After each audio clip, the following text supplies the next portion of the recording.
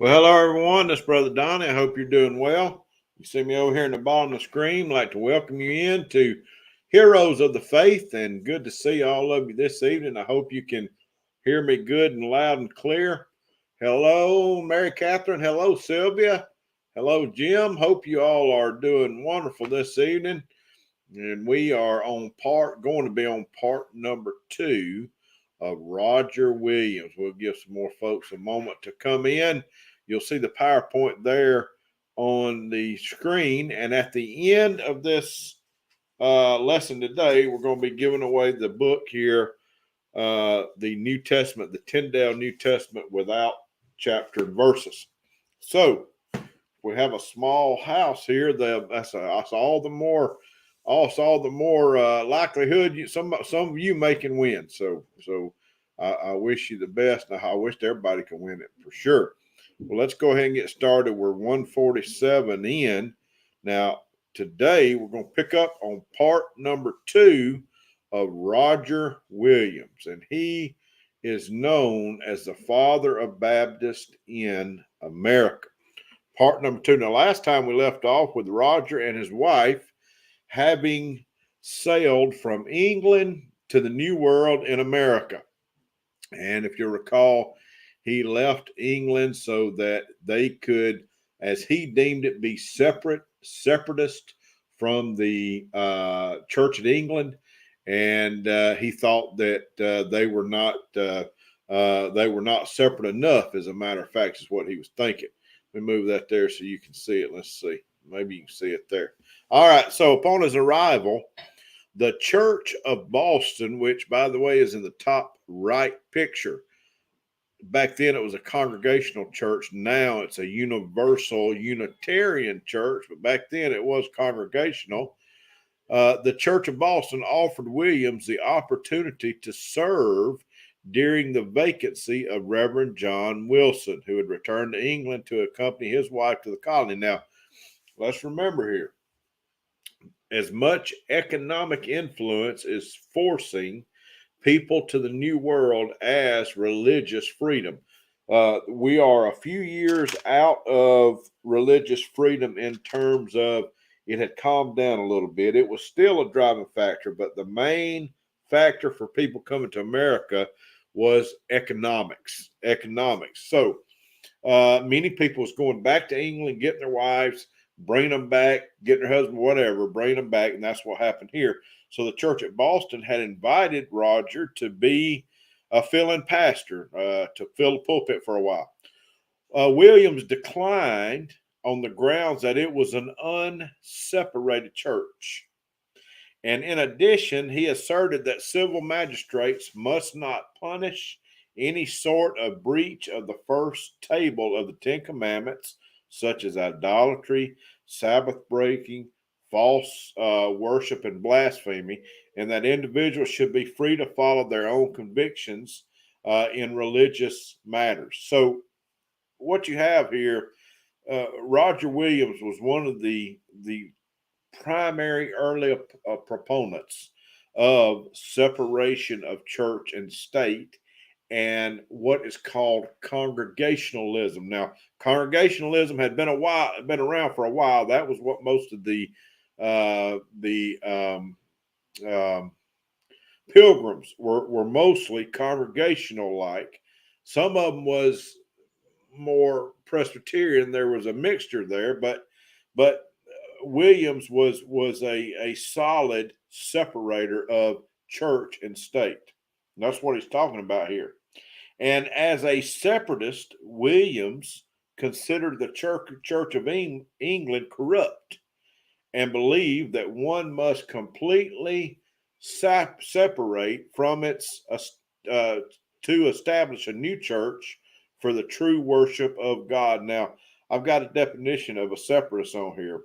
Separatists were numerous, generally small Calvinist dissenting groups and sects as classified as broad sense Puritans.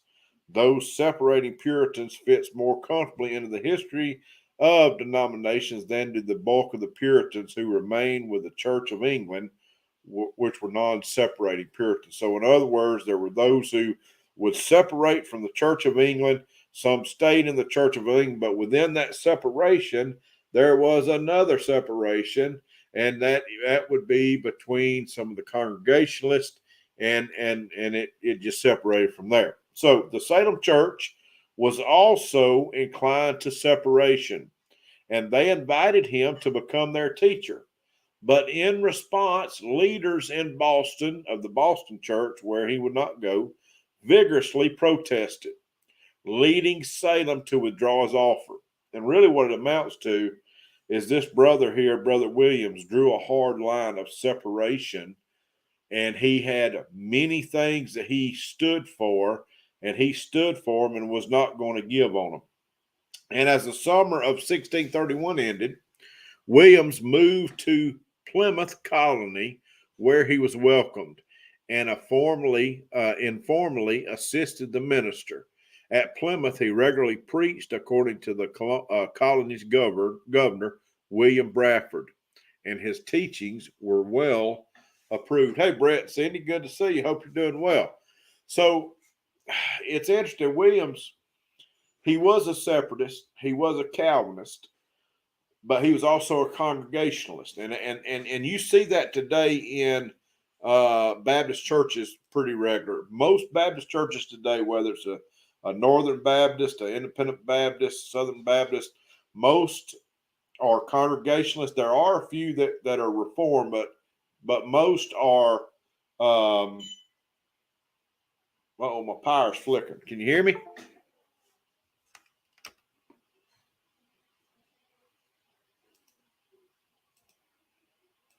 Oh, I lost power there for a second. Let me see if I can get us back going where we need to be. All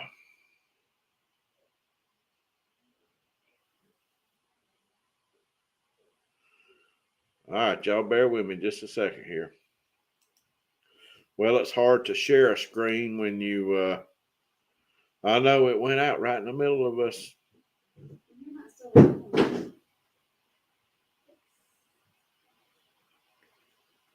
Okay, they can hear us. Okay.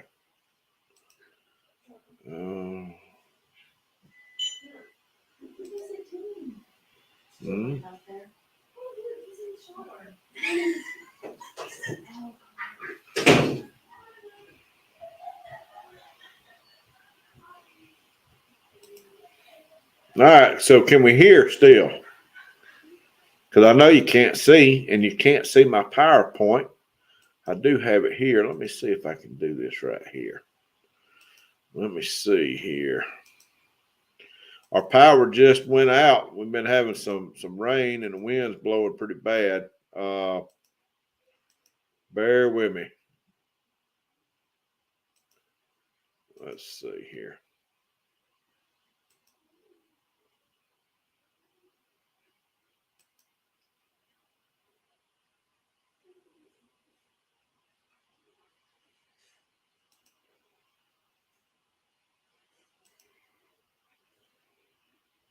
We only had one slide left. I will keep this for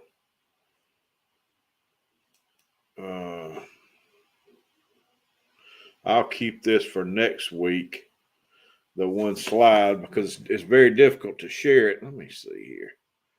Because I can't go full screen on the slide and share it at the same time without both of my monitors here. So, all right. So you see me. Can everybody hear me? We'll go through and we'll go ahead and win. Now, this is what I need you to do. In order to, yeah, I know it. It's wind and rain. A lot of it down here. In order to win the book, I need you to type in your chat the word Jesus in all lowercase. Jesus, all lowercase. So if you can hear that, type Jesus, all lowercase. And I'll give y'all a moment to do so. Give y'all a moment to do so before our internet goes out. That's crazy. The lights go out right in the middle of our live stream. All right, type Jesus into the chat if you would like to win the book.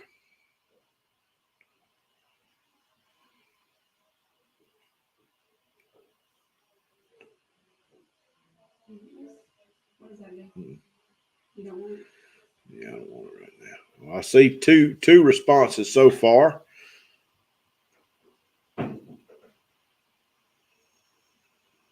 Type Jesus in the chat. I'm going to give you just another minute here.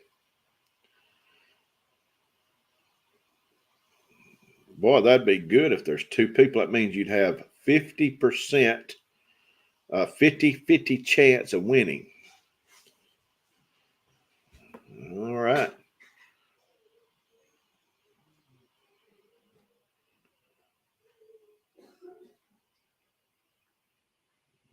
Just waiting here just a second.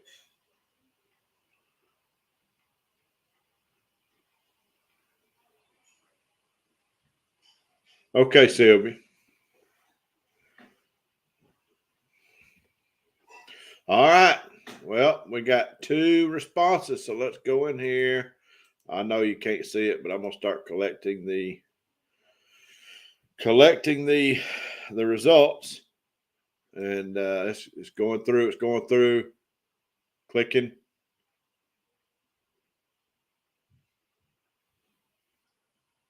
All right, J and L just won it. Very good. Well, hello, Misha. Good to see you. We're having some power outage right here. Congratulations, Jim. You won the book. I'll get it sent out to you. Congratulations. Well, I can't show the rest of the PowerPoint because our power's out here. And you can see not a whole lot of light going on at all. Yes, Brett won twice last time. Yes. But that was the end of our PowerPoint anyway. And I'll tack the number 3 on the next week on the slide. And what we'll do, I'll give a book away every month. We'll give a book away. I don't think there's no tornadoes. It's just I think it's just the wind blowing. Just the wind blowing. All right, folks, I'm going to get off here before our internet dies. Thank you for joining us. Listen, if there's anything I can do for you, please let me know. Look forward to seeing all y'all tomorrow. God bless you, Jim. I'll get your book in the mail to you as soon as I can. Y'all have a great evening. We'll see you next time on Heroes of the Faith.